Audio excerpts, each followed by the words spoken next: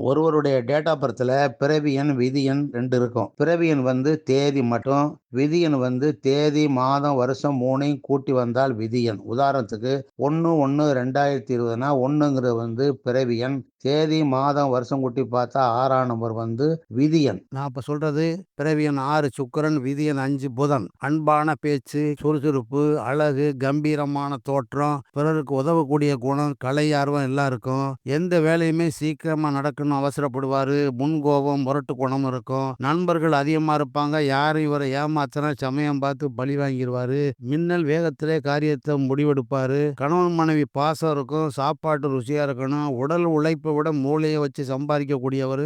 எல்லா சுகத்தையும் அனுபவிக்கணும்னு ஆசைப்படுவாரு. இவரை பத்தி யாருமே புரிஞ்சுக்க முடியாது. பெயர் சரியில்லைன்னா இவருடைய உழைப்பு பூரா பிரத்தியாருக்கு போயிரும். கெட்ட பெயர் எடுக்கிறபடி ஆயிரும். இவரிடம் பேசுறதுக்கே மத்த வந்து பயப்படுவாங்க.